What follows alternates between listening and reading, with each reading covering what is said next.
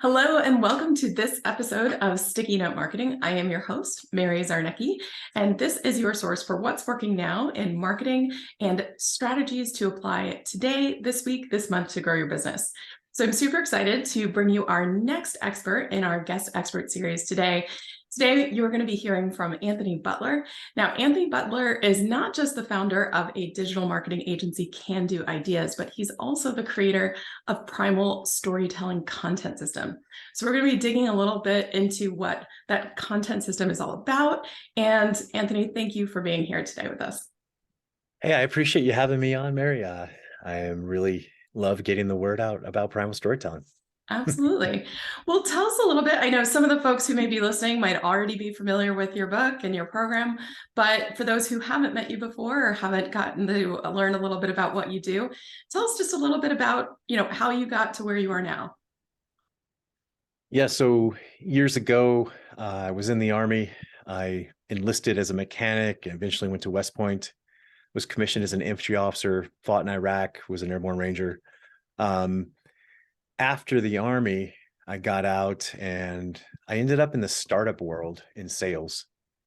And I just, by the luck of the draw, ended up at a startup in New York City that I got there. I was on their sales team as, like employee number 50 something. And when I left, there were hundreds of employees and, it's a really, really amazing exit to a big public company. Well, while I was there, I wanted leads and I wanted to grow my sales business. And, I had a young family at home and was trying to make money. And, in a small company, especially when, growth at any cost was kind of the theme, is I ended up doing marketing, and I ended up doing a lot of marketing for myself and learning the messaging for the company because we didn't have it because it was a startup. Mhm. And that led me down this kind of entrepreneurial path where I left there and I went and I started a sales and marketing team for another tech company and helped them scale and sell. And then I founded a number of companies myself. And then about 10 years ago, I was leaving one company. I was like, what do I want to do? What do I really, really want to do? And I realized, marketing was it. And I started doing content for tech companies. That's where we first got our started, for SaaS companies primarily. And first 2 years was awesome. Like we were just killing it. We grew really big. We did 6 figures in our first 6 months. And I know what I'm doing and I was doing really well. And about 18 months, 2 years in, I get a call from this CEO that we've been working for. We'd only been working for them for like maybe 4 or 5 months.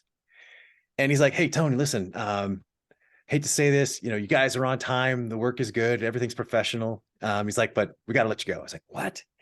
And he's like, "Yeah." And basically what happened was they fired us because we weren't producing enough results for them to measure ROI. Okay. Now, if you've ever been in the agency world, losing clients is a kiss of death. I was like, "Oh my God, like what do I do?" And I started looking across all of our clients. I'm like, what is the issue? Like why is one client blowing up with content? And these guys, we blogged for them. We posted on social 3 times a day. And, we did all this stuff. And I couldn't figure it out. I could not figure out like what was the difference. And, so I'm doing all this research into why does some content go viral and some doesn't. And I go to this business conference down in San Diego with a guy, maybe you've heard of him, Darren Hardy, Mhm. like a self-help business guru. I did a 3-day intensive with him. Okay. And on day 2, he's like up on stage and he's talking about marketing. He's like, people buy emotionally. They buy everything emotionally. And then we justify with logic. And it's something I'd heard before. Everyone's heard it. It's almost a cliche in marketing, right? But then I started asking questions like, well, what emotions? Like, what are the emotions? Like, how do we measure? Like, where do they come from? And that launched me into this rabbit hole of scientific evidence around emotional buying, which led me to discovering evolutionary psychology and primal urges. Okay. So the idea behind evolutionary psychology and primal urges is that If you look in the animal kingdom, geese fly south for the winter, right? It's genetically encoded behavior. They don't go west. They don't go on vacation in Hawaii. They fly south. Squirrels gather nuts, for winter. Well, humans, we've overcome any instincts that we may have had at one time. We don't have those anymore because we have free will. We can decide to do anything that we want. But here's one thing is you still have the urges. Like you still have that urge, like you hear a baby cry, like it's like this piercing cry, like you jump up. Even if it's not your baby, like you can't stop it because it's genetically encoded for you to react to a crying baby. Same thing, there's lots and lots of research around smiling babies and why we love smiling babies. Why do we love, like, why are funny kitty videos the number one video in the world? Like Google funny kitty videos. There's 150 million results. Like, why is that? And there's actually a scientific explanation. And it's because mammals and baby mammals specifically have characteristics that are genetically encoded for us to want to protect them. And my wife, had two little babies, and her theory is that cute is what keeps babies alive because if you've ever had a colicky baby, there's like, it's the pain and suffering. Evolutionary psychology also led me to storytelling. And, one of the things we know is storytelling predates the invention of fire. It's a completely unique human trait. It's something that every culture has, every language has. There's no one who doesn't tell stories. The next time you go to a party, just sit in the back and just listen. Everyone's like, oh, I got this boss. You should hear what he did. Oh, I was in a car accident. You should see what my mom did. Just all this stuff. That's what we do is we tell stories. Mhm. And then you look in marketing and you're like, oh, have you ever read a big corporate blog? You're like, who wrote this? Who is this for? Like, why would I ever read this? Okay, it's a cure for insomnia. And for some reason, there's this corporate disease where we think we have to, write professionally. And it's just not true. Mhm. And so what I realized was the reason we failed with that client is there was no emotion in any of the content we created. It was all written for the search engines and for bots and to be SEO friendly. It wasn't written for humans. And that's why the subtitle of the book is Marketing for Humans. Mhm. Like, we're not marketing to be number one on Google. No one cares. We're Mhm. marketing for people. Because if you're in B2B or you're in B2C, you know what? You're still marketing to people. There's no company in the world that ever bought anything. It was somebody in that company who got together with a team and said, you know what? We have a problem. We need to solve it. We need to hire someone. We need to buy something. We need resources. We need a tool. And the key element that I think and you see this in these kind of SEO focused marketing agencies, is they're completely data driven and they're separate from humanity. Mhm. They're separate from why we buy things and what are the actual emotions. And one of the most important emotions, and if you take nothing else from this conversation, although I'm doing all the talking, so I'm going to shut up in a minute so you can ask a question, No, it's okay. is what is the social signal of why we buy something? Mhm. Okay, because social signals, believe it or not, whether you realize them or not, everything that we do is a social signal. So the car that you drive, it says something about you and what you think of yourself and what you think the signal is that you're going to send to your tribe, to your people. Like, think about a car. You can buy a car for $1,000. It might not look too good, it might not drive well, but it still provides transportation all the way up to, some supercar that costs millions and millions of dollars. Well, each car has a different story that it tells and a different way that it makes you feel and a different social signal that it sends. Okay. I was down in Austin, Texas last week, and there's an area downtown, they call it the Domain. I don't know if you know Austin at all, and it's a Mhm. big startup hotbed, and I have a client down there. And I'm with the CEO, we're outside and we're eating dinner and the weather's beautiful. And right across this little plaza from us was valet parking. We're there and Bentley, Lamborghini, Maserati, Tesla. Like Tesla's like those are Volkswagens down in Austin right now, Mhm. and him and I were laughing. I was like, we've seen millions of dollars in cars and just in 20 minutes. Like it's like a car show. And ask yourself, what is the signal? Why do you spend $400,000, $500,000 on that car? Is it just because you can, or is it because that's your sign of success to your tribe? Mhm. Okay. Why do, you know, very, very rich individuals, why do they buy the super mansion? Why do they buy the super yacht? Are they having more fun? Are they sleeping more? Are they, is there something that are missing? It's a signal. It's a signal. And unconsciously, even for small purchases, like think about like you're wearing a pair of earrings right now. Why those earrings? Why not short diamonds? Why not pearls? Why not like a giant necklace? And there's personal style and all of these things, but it has to do with how they make yourself feel and the signal that you're going to send. When you start to think of primal urges and social signals and why people buy, and then you start to learn about your own audience, your marketing is going to get way easier. Mhm. And you're going to be able to connect with an audience in a way that you just can't if you're just data driven. Mhm. Well, I mean, you touched on several different things that just, Yeah. light me up because it's exactly what I wish people understood more. So I just want to go back to a couple of the different things that you touched on briefly and just unpack them if you wouldn't mind. Yeah, sure. I'm sorry. No, I no, talk I about love this all it. the time. So I tend to just talk and talk and talk. No, I love it. I love it. Yeah. So, I mean, I think one of the reasons why I love the way that you help people understand story and connecting with people at this different level is, I my first degree was in ecology and evolutionary biology, and Oh, so it all became real when I had kids too, because I have two boys. They're, right. 9 and 11 now, but I firmly ascribe to the belief that your wife also shares. It seems like that if they weren't cute, I'm not sure that our Yeah. relationship would be Cute as is strong. a self-defense mechanism. The cuter the kid, the worse they are, right? No, Not it's like, always, thank but you for yeah. making them cute. Because otherwise Well, it would be a lot harder. I run a Brazilian jiu-jitsu school and we have a really big kids program. And anyone who says there's no difference between boys and girls has never had kids. Like I have this group of like 4 to 7 year old kids, right? Hmm.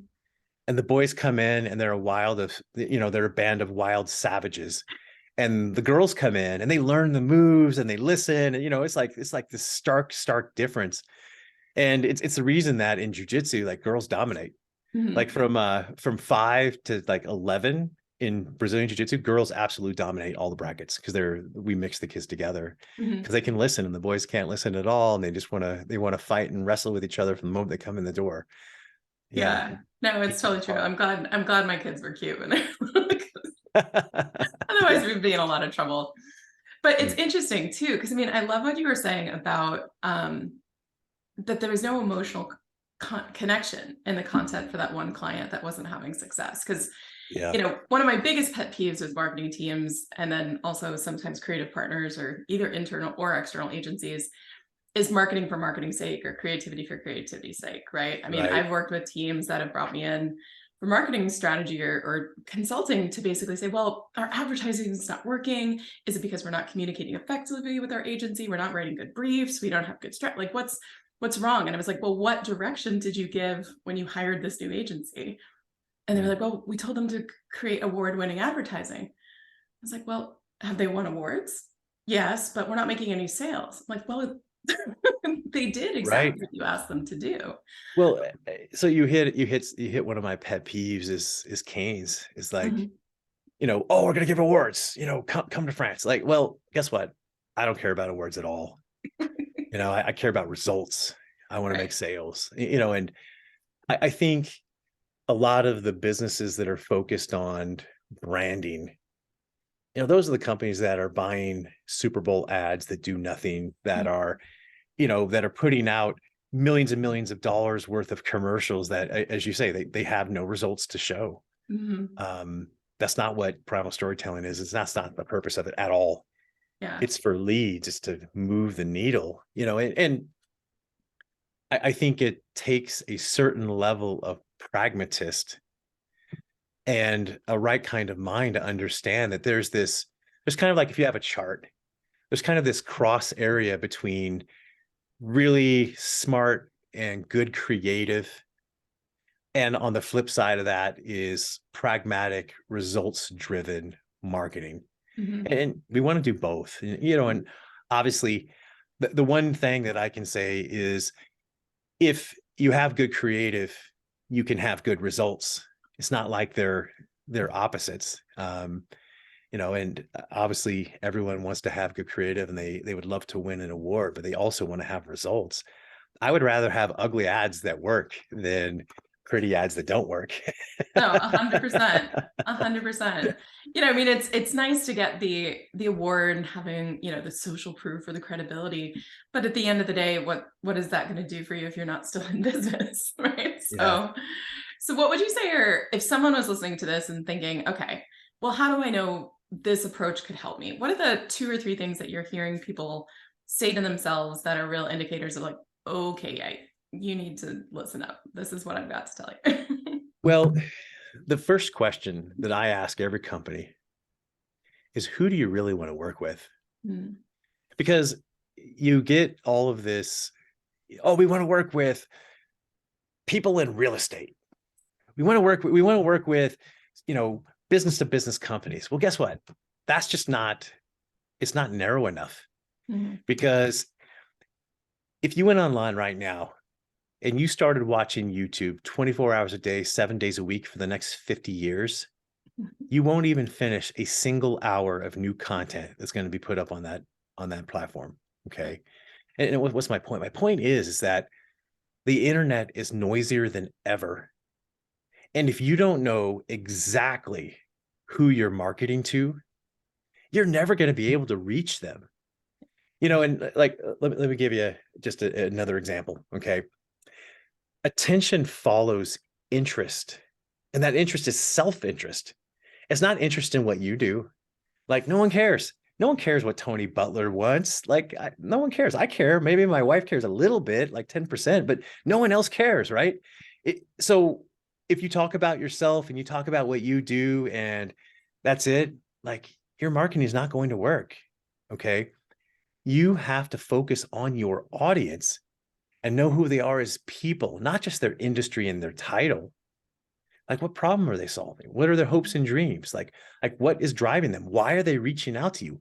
Why do they not want to work with you? Like, what's the fear that might, like, for instance, at one time I was helping this giant IT company. I mean, they're like one of the biggest in the whole country, maybe even in the world. And they wanted to break into the SMB market in New York City. And their sales team was just failing. They were going on appointment after appointment after appointment, no sales. And, I engaged with them and they're asking us to do some content for them. And I was fighting with them because of the kind of content they were doing. And, it was just really bland. And it was just for nobody. It was for the search engines. And so I agree to go on some sales calls as just an observer. So I go on 3 sales calls with these guys and they go in there and they're meeting with companies from, 75 to 200 people. And so there maybe this company has 1 or 2 people on IT staff, and then they're outsourcing the rest of it, right? And so pretty small companies, but doing millions, so not tiny, but decent companies. And we go in there, and these guys are like, "Oh yeah, we have global conglomerates are our companies. We have 1,500 people in a call center in India. We have 700 employees in New York City. They're like talking all these big numbers, and one of the IT managers, he asked me, he's like, have you guys ever worked with a company our size? And the sales guy had no answer. And the real answer was no, we haven't. And here's the thing is he was selling to the wrong market. All of his collateral was for the wrong market. It was like, he in his head, he was working with Fortune 500 companies. And if you were a little mom and pop, you should love that he's working with Fortune 500 companies. No, it's not the same audience at all. It's not the same sales process. It's not the same marketing process. Mhm. And that's just vital. You got to know who you're marketing to. It's totally. Yeah, I had a business school professor that once said, "Well, you don't bring a ribeye to a vegan's birthday party, right?" So, Exactly. Yes, exactly. My mom is in her 70s, right? She loves to garden. We live in Montana. She likes to grow everything you can imagine. She's got this giant half an acre of different 500 different kinds of flowers and wildflowers and berries. And then she's got this garden with all these vegetables and stuff. Well, I'm into Brazilian jiu-jitsu and UFC. So do you think if I start marketing the fights to my mom, she's going to care? And she doesn't care about that. She doesn't want to see anybody getting punched in the face. For me, I'm like studying about arm bars and what was the latest fight and what were the results and all the shit talking the guys are doing. Like I'm really into it. It's like, it's my thing. Gardening is her thing. Okay. And this seems so simple and it should be the most obvious thing in the world. Month after month after month for the last 5 years, I audit companies. I call them, they call me, we talk on the phone. I'm like, who are you marketing to? And they have no idea. yep. They have this aspirational idea of who they think they should work with. And I ask, well, are you working with those people now? No. How long have you been in business? 3 years. I'm like, well, Well, maybe who's we been should paying ask these you people so who they far? are. Yeah, exactly. Exactly. And it's like you have your wishes and wants, and then you have what's real and reality. And I always think of it as, I call it the marketing triangle. Okay. Mhm.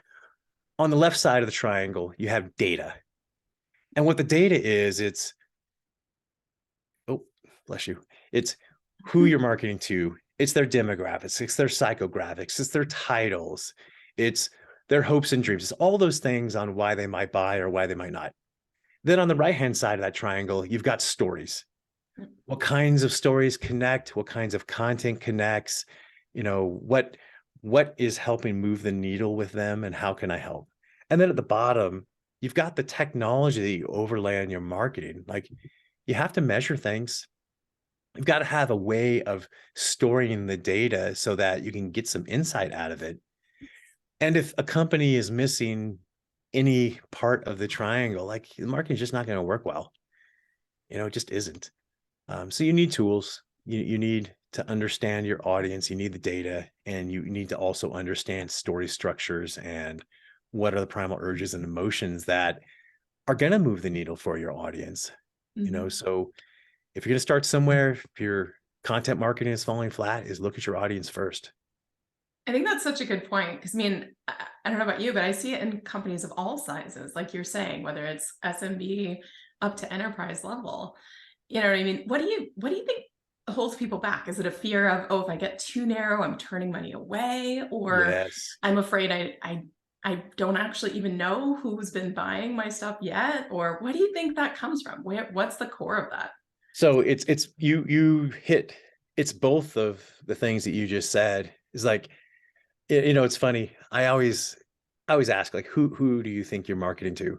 Mhm. And even small companies, they'll come back to me with like 15 avatars. They're like, oh, these are all the audiences that we can, and these are all the industries that we serve, and blah, blah, blah, blah. And then I start asking questions like, okay, yeah, 15. Like, which one makes the most money? Oh, 97% of all of our money comes from this one industry. Oh, and it's a subset of that industry. And it's, all women-owned businesses, or something, just Yeah. some like really interesting granular thing. And then I was like, you know what? Let's just go after that one tiny niche. Mhm. Because then what happens is, if you're trying to speak to everybody online and you're bland, you're never cutting through the noise. Right. But if you have a message that is for one niche and it's written specifically for them, and you speak the same language as them, and you understand them and you have empathy for them, everything is easier. Like everything will be amplified. I would much, much rather see a company go after a niche that they can really do well with than Mhm. try and chase 10 different ones. And actually, when I work with companies, I usually will tell them, listen, I will not waste your time and try to help you with 5, 6, 7, 8 different categories. 3 is my preferred. I almost never go above 4 unless they really, really insist and they've got proof that 5 or 6 is going to work. But more than that, it's just a waste of time. You know, unless you're a giant company with resources that you can focus on niches with, it's just not the way to go. You know, unless you have a At that giant. level, you're really becoming a family of brands because there have to be Exactly. enough differences to serve those different niches, right?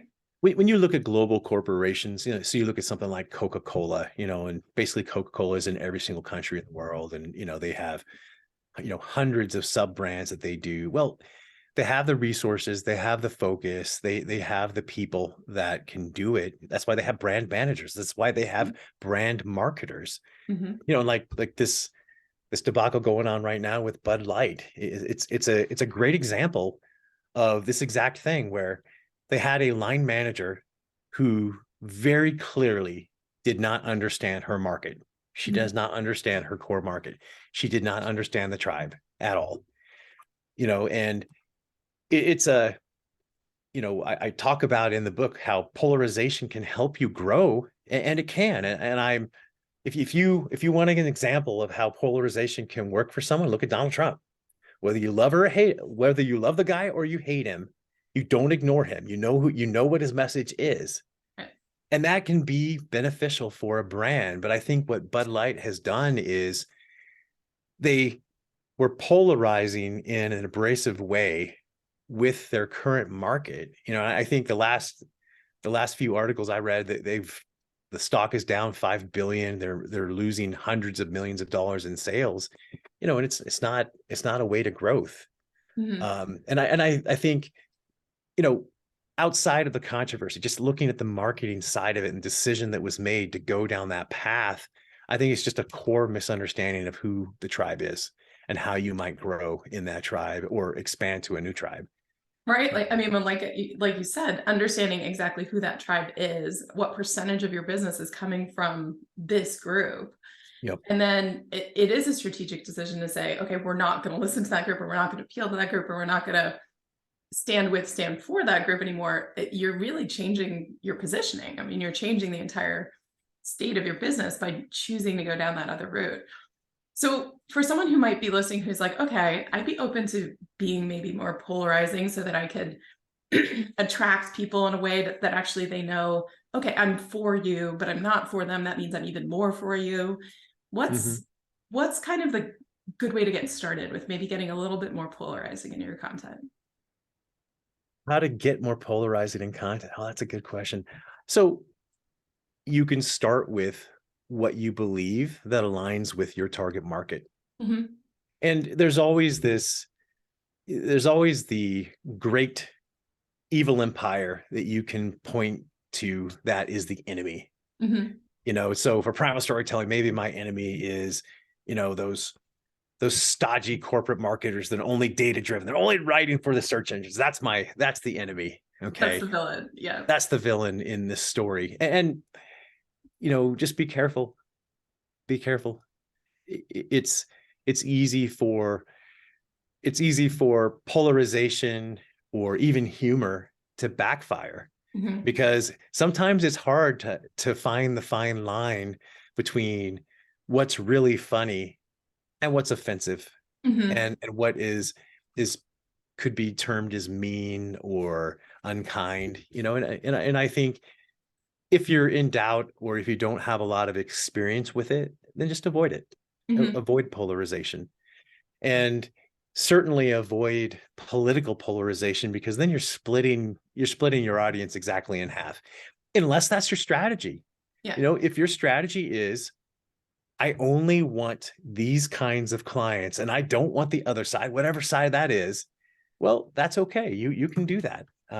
You have you have full freedom to piss everybody off. That's okay. Right. It's your marketing. You can. So would you say though, I mean, if you were getting started with this, maybe some place to start is, instead of throwing the rocks or definitely going into the political realm, maybe even just being more direct about who you stand for, or Yeah. what kind of audience you're there to serve? Yep, absolutely. So I outlined 3 core stories in the book that just about every business can tell. I love And it. that first story is your origin story of your business. Mhm. Why did you start the business? Okay. And if you're not the founder, why did the founder? Maybe it was 50 years ago. It doesn't matter. Like, why did the business start? Like, what was that? What was that nugget that got you going? Because people really love the origin story. Hey, Mary, where are you from? Where did you grow up? What school did you go to? Like, how big of a family you have? Like we care about those questions because that's part of what makes us human. Mhm. If you ever spent any time in New York City, and I live in Montana now, but I used to live there, was everyone asks you, how did you get to New York? Like, what's your story? Because, there's not a lot of actual natives from Manhattan. Like they got there to New York from some way. It's like this giant business magnet. You go there for jobs, right? Mhm. Well, great stories. It's a lot of ways of connecting with people. And it can be a way of connecting with an audience is start with that origin story and then connect it with what I call the vision. And the vision is, what are you really trying to do in the world? Okay, if you're Elon Musk, you're trying to make, the human species a multiplanetary, a multiplanetary species. Okay, he's got this giant vision. And he was talking about, you know, colonizing Mars before he built his first rocket, before he had his first engineer on staff, right? Mhm. Well, the vision helped him raise money, and raising money helped a lot of really smart people get interested in SpaceX. And he did something similar with Tesla. I think now that he's in charge of Twitter, he'll do something with that. Um, and that vision story helped Mhm. him build a business before he even had a product he could sell. Okay, so I'm not Elon Musk. No one else is. I'm not trying to get to Mars. I'm just trying to improve marketing results. Okay, what I can tell is I'm trying to help companies grow through storytelling. That's what I'm trying to do. And I try to convince them is that, first of all, is you can use storytelling in your business. I always get, oh, we're B2B. Storytelling won't work in B2B. Yeah, it does. I can give you dozens of examples. You know what? There's humans in every B2B company. There's humans there. You can tell them stories. I hear that all the time too. I want to talk about that for just a second, but I mean, what do you think that is about? I mean, why do they think that it has to be so cut and dry? Because I run into that on all the time, and I know you have a background in technology and Oh software, and yeah. I'm sure you hear this So all the time. How do you help people get over that? Dan Kennedy has been talking about this since like 1975. Right. And it's everyone's, my business is different. No, your business is not different because it's your business is populated by people, Yeah. and people are the same, and they've been the same for 100 years, for 1,000 years, for 5,000 years. Right. Like, we're not different. Okay. And I think every B2B company, for whatever reason, they think that because they're marketing to a business, that it has to be dry, it has to be professional and Mhm. polished, and we got to use supermodels. And it's like, I'll give you an example. I'm working with this SaaS company in Texas, and they asked me to help. We're going to do ads. Okay. And so I've done dozens and dozens and dozens of ad tests for them in the last few months. Okay. Mhm. And their team put together ads, and they're all polished and beautiful and blah, blah, blah. And, multi-ethnic and blah, blah, blah. And I came back like, these ads are just terrible. I mean, like, these are the worst. It's just canned. I was like, this is the worst. And so I challenged them, and I call it the ugly ad challenge. And I went and I got some stock photos, the ugliest photos you've ever seen. And I wrote copy for those ads, and I ran my ads directly against their exact audience. And my ads were like way better, like not like 5% better, not 10%, like 70% outperformed, because they were ugly, because they stood out, because they were different, and they told a story. And they're like, how are you doing? I was like, because I know how to market. I know what drives behavior, Mhm. and it's an emotional response. Mhm. And I'll give you an example. Family owned hotel in New York City, and they were like, hey, we don't have any money, but we need to grow our social media. What do you suggest? I was like, okay, we gave it some thought. And I'm walking through the hotel, and I'm like, man, there's a lot of families here. You guys, like, a lot of families stay at this hotel. And we came up with this whole campaign. We called it the Sleeping Baby campaign. And what we did is we just got these little like 3 to 5 second clips of a puppy falling asleep and falling over, a little kitten falling asleep and face goes into the food, and a little baby's like sitting on a couch and he's got a ball and he falls asleep and just falls over, and I actually somewhere I tried to dig it up. We didn't include it in the campaign. I had a picture of my son when he was like 7 months old, and he's in one of those bouncy things. It's got this thing that hangs from the door, and like he Yeah. just bounces and bounces and bounces. Well, my son was like this lunatic, and he would bounce for hours at a time, happy as happy can be. And then 1 second, he's like bouncing 100 miles an hour, and he would just instantaneously just fall asleep and just fall over right in his bounce. Just exhaust himself. Just exhaust himself and just fall asleep. Hilarious, right? So we spent $300 on just boosting the posts, put it on Facebook, and we released one a week for 3 weeks. Mhm. Hundreds of thousands of likes and shares, visits, people commenting. I mean, just went nuts, right? And at that time, their Facebook. So this is the funny thing. Their Facebook following in the tri-state area in New York doubled in a 3-week period, and they already had a big following. It doubled in 3 weeks for $300. Now we look back at that campaign and like, how did it happen? Well, Primal urges who chooses the hotel you go to. It's the wife. She chooses. The husband's like, yeah, whatever you want, and women make 90% of all the buying decisions for family vacations. It's just how it is, right? It's just the demographics of it. I didn't make that up. You didn't make that up. That's just the reality of it. Mhm. So we marketed to women. What do women love? They love babies. They love kittens. They love puppies. And it got attention. It struck at a primal nerve of every mother and grandmother in the whole world. And that campaign went nuts, and it did really well. We also got, this was really funny too. We got some crazy troll people who came on. That baby almost fell off the couch. Oh, How yeah. dare you? You're always going to get the trolls, right? I mean, Oh, for yeah, anyone out yeah. there I listening, if you're getting trolls, you're can't- probably doing something right. you can't escape from it, right? And so one of the owners like messaged me, we're getting negative comments. I was like, hey, listen, I was like, Mark, stop reading the comments. My team will delete them. Like, just don't worry about it. You cannot make everyone happy. No. I could put a picture of a rose in a field and they'd be like, that's a hybrid rose. It's hurting the environment. It's not native. Yeah. yeah. There's some crazy person out there. It's a rose. It's a beautiful rose. That's it. There's no secret agenda here. No, absolutely. Well, if you follow any of my stuff, I talk about my husband and his restaurant all the time, and he'll have 60 people in for dinner. He'll have 59 people say the exact same dish is amazing. And then there's always the one person who's like, not enough salt, too much salt, undercooked, overcooked, right? Right. There's always some people who are not going to get your thing. And that's actually going back to what you were saying before about you're doing something that's defining your audience, right? Because now you understand your tribe, and that person is not part of your tribe, and that's okay. Well, that's exactly right. And, going back to the Bud Light example, is that campaign could have worked if it was a different tribe, right? And it doesn't matter what you think about the issue itself.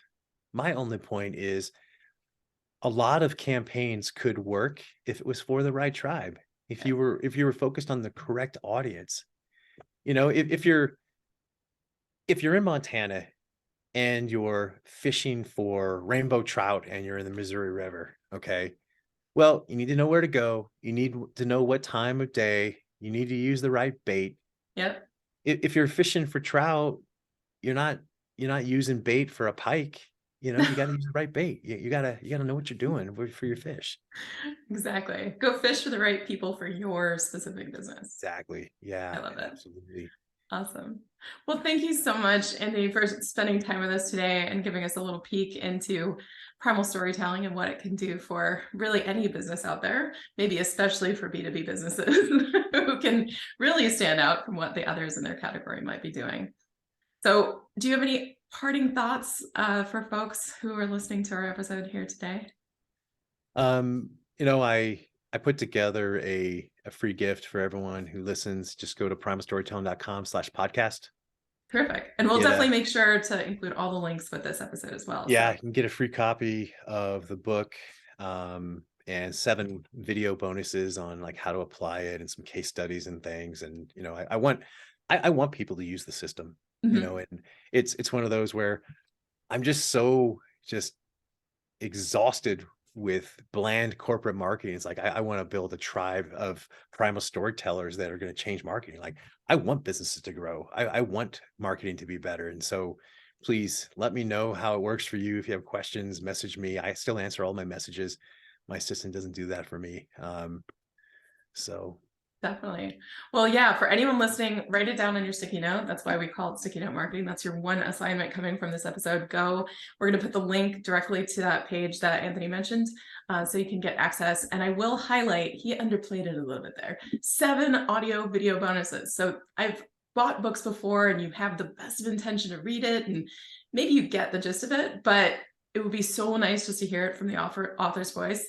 That's what Anthony's actually done for you. So I highly encourage everyone to go check that out, because after watching those videos, I have to say that was an incredible gift that you've given your audience. So thank you for doing that. well, I'm glad you liked it, and I hope it was helpful. 100%. All right. Well, thank you again, Anthony, for being here. Thank you all for listening. If you have any questions about anything that Anthony shared today, we'll definitely include his contact information. Like you said, reach out to him directly. Let us know what questions you have, and we're here to continue the conversation. So otherwise, we will see you on the next episode here at Sticky Note Marketing. Cheers. Thanks, Mary.